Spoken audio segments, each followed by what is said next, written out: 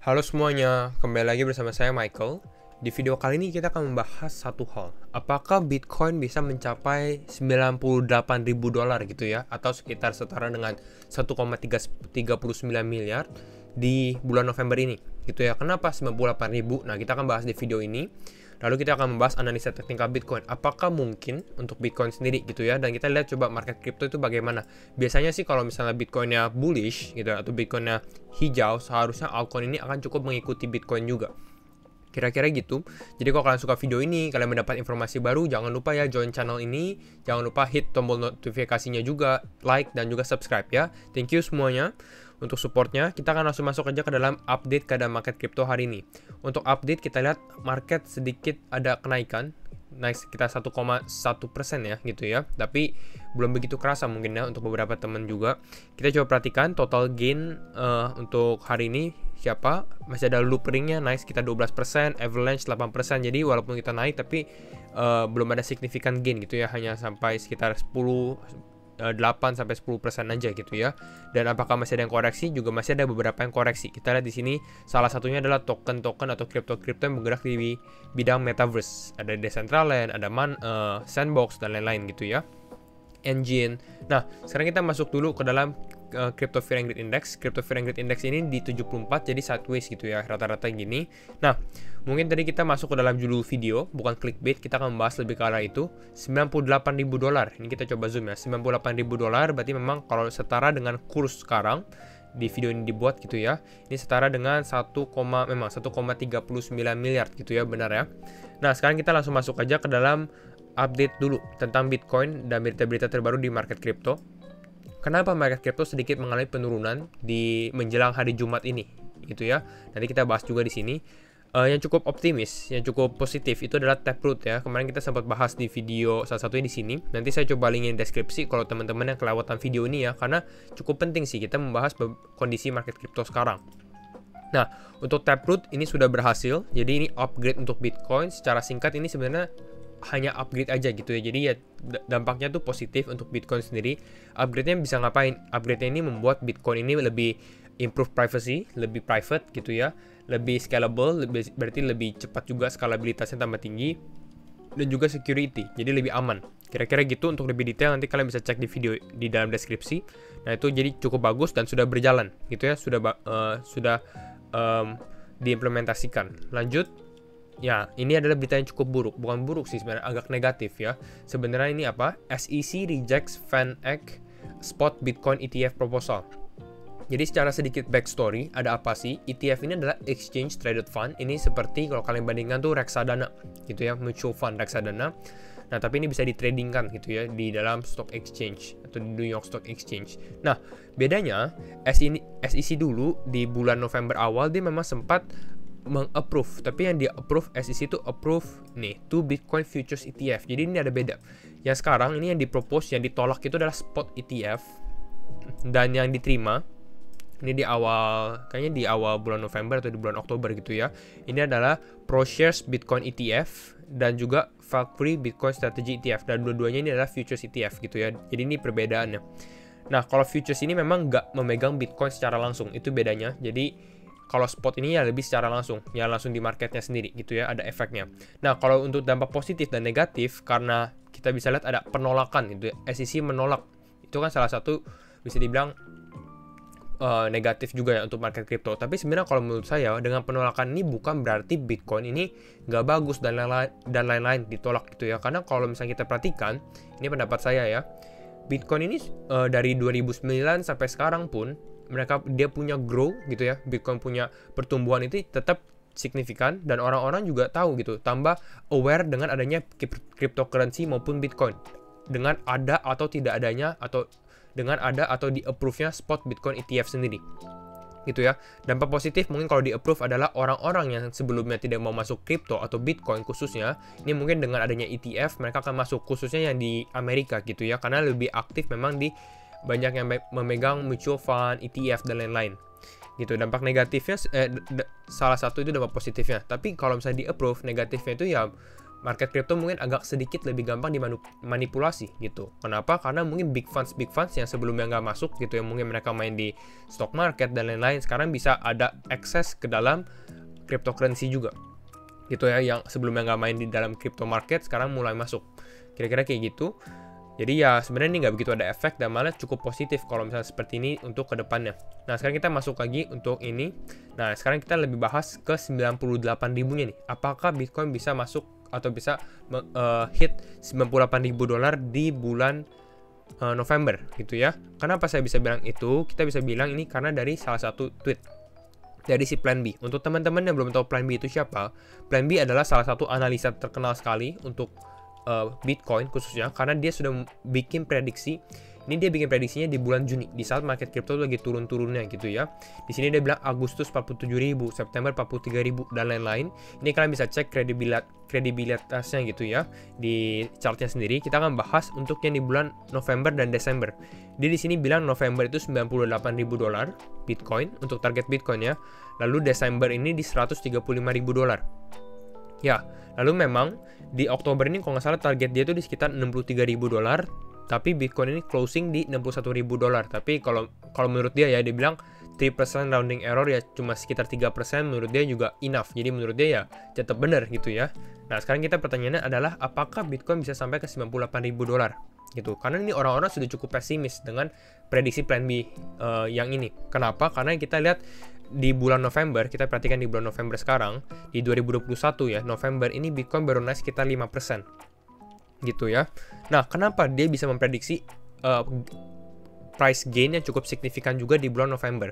Salah satunya itu dari ini, chartnya namanya stock to flow model. Ini berhubungan dengan supply-nya Bitcoin, lalu dengan mining rate-nya Bitcoin juga, berapa sih mining rate-nya, dan halving gitu ya. Kalau secara fundamental kalian mau tahu halving itu apa dan lain-lain, itu kalian bisa baca sendiri gitu. Nah, stock to flow model sendiri ini dibuat oleh Plan B gitu. Jadi dia memang bukan orang-orang yang sembarangan gitu ya. Dia orang yang pintar dan dia membuat modelnya sendiri, namanya stock to flow model. Nah, sekarang kita akan coba bahas stock to flow modelnya sendiri. Stock to flow model ini berdasarkan halving. Kita bisa lihat lebih jelas lagi kalau chartnya kita perhatikan di warna biru. Warna biru ini berarti pas halving. Di 2012 terjadi halving, di 2016 terjadi halving, dan di 2020 terjadi halving. Dan biasanya ketika terjadi halving ini akan mengalami significant price gain atau bull market gitu ya. Kita bisa perhatikan dari beberapa cycle sebelumnya. Kita di 2013 kita mengalami kenaikan cukup signifikan, di 2017 juga, dan sekarang di 2021. Gitu ya. Lalu setelah halving biasanya kita kalau udah reach the top, udah warnanya sudah masuk ke warna hijau gitu ya. Days until halving tinggal setengahnya lagi, biasanya kita ada mengalami bear market atau bisa bilang konsolidasi lah, ada penurunan sedikit gitu ya. Nah, ini biasanya cycle-nya Bitcoin, jadi bukan sembarangan bikin 4 cycle, tapi memang ada efek dari fundamentalnya Bitcoin, yaitu halving. Nah, jadi itu. Nah, sekarang kita bahas dari ini juga, teknologi adoption curve. Di sini kita membandingkan dengan total crypto users yang warna oranye gitu ya, dengan total internet users. Di sini adalah kalau misalnya banyak orang tuh membandingkan bahwa Bitcoin ini hampir sama dengan internet. Salah satu inovasi juga gitu ya, yang memang signifikan sekali yang bisa merubah dunia ini. Seperti internet, ini perbandingan internet ya, di atas kita lihat dari 1992 sampai 2006, di mana awalnya orang-orang sedikit yang menggunakan internet, tapi kalau sampai masa sekarang gitu ya, kalau tidak ada internet, udah beda banget gitu ya. Ini mungkin nanti akan kita alami di saat market crypto. Salah satunya di 2030. Ini projectionnya hampir sama dengan internet, dimana kita masih di sini, masih jauh sekali. Kalau misalnya kita sampai ke sini, ini sekitar 3,7 miliar orang menggunakan cryptocurrency gitu ya. Jadi ya, kalau benar-benar hampir sama seperti ini akan merubah dunia juga. Gitu ya. Ini adalah teknologi adoption curve-nya. Lalu sekarang kita bahas on-chain analytics sedikit. Untuk on-chain analytics, ini adalah on-chain data showing a divergence of the old coin supply. Nah, dan lain-lain. Nanti saya coba jelaskan. Nah, bentar. Nah, ini kita coba bahas ya. Yang pertama adalah yang warna hitam. Yang warna hitam ini adalah indikasi bear market, di mana harga Bitcoin ini kita bisa perhatikan yang garisnya ini ya. Nah, bear market ini yang kotak warna hitam, bull market yang kotak warna merah. Untuk yang kotak warna biru nanti kita jelaskan, tapi kita ignore dulu. Nah, perhatikan di bear market. Pada saat harganya turun, apa yang terjadi terhadap yang warna hijau? Hijau ini adalah supply coinnya Bitcoin. Dimana kalau misalnya warna hijau, pada saat terjadi bear market, ini orang-orang malah mengakumulasi gitu ya. Mereka mengakumulasi, kita lihat yang warna hijau, Bitcoin altcoin supply-nya naik. Sama halnya dengan yang di tahun 2018-an. Pada saat terjadi penurunan, ini supply-nya naik.